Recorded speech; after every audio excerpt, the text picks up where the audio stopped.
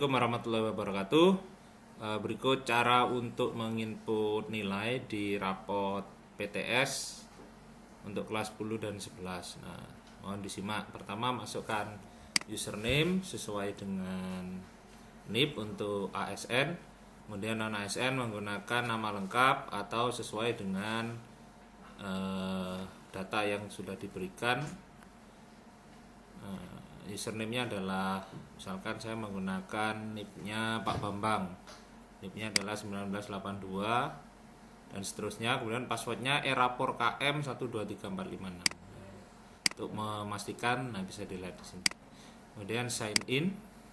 Nah, nanti akan diarahkan ke pilihan sekolah, klik Semansamor. Nah, langkah pertama mengklik target capaian TP. Nah, jadi silahkan tambahkan berapa jumlah KD untuk kelas 11 atau TP untuk kelas 10. Nah, ini pilih mapelnya bahasa Indonesia.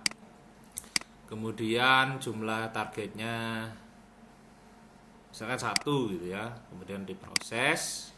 Nah, di sini pilih tingkatannya kelas 11 untuk kelas 11. Kemudian kode ini silakan isikan terserah, boleh 3.1, boleh 10.1.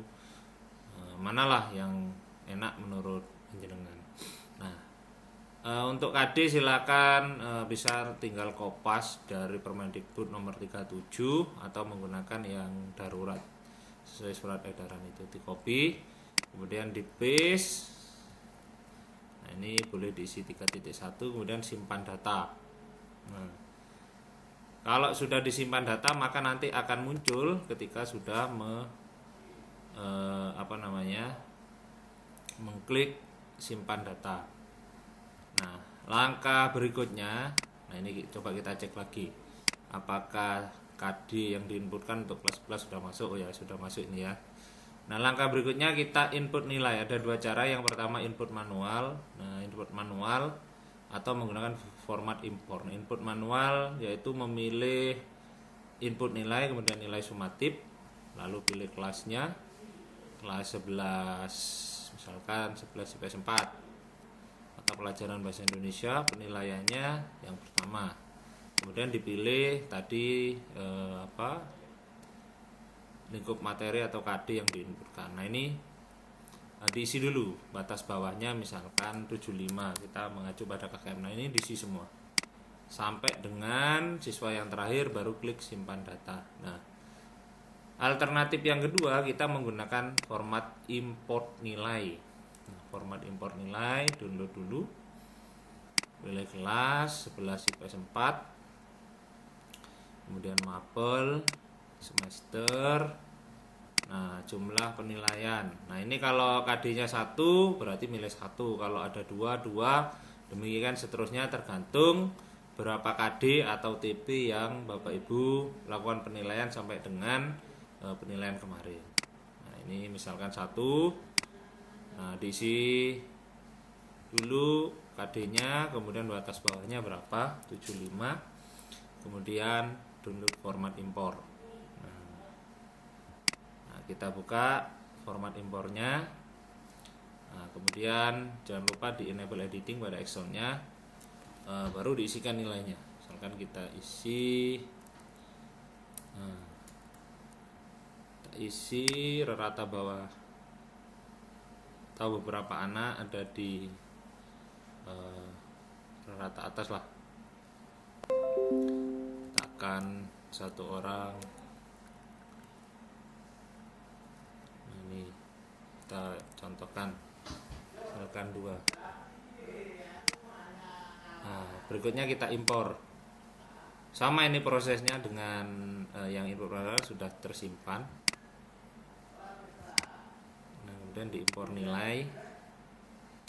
Nah, nilai sudah berhasil ditambahkan. Nanti akan ada notifikasi begini. Nah, kemudian untuk menjadikan ini rapot sisipan, nah Bapak dan Ibu pilih proses nilai PTS. Diproses, pilih kelasnya 11 IPS 4, mapelnya bahasa Indonesia, semesternya 2. Nah, Di sini nanti akan muncul KD-nya berapa saja yang diinput. Nah, baru jenengan klik tampilkan, maka akan tampil nilai yang sudah diinput dari Sumatip tadi.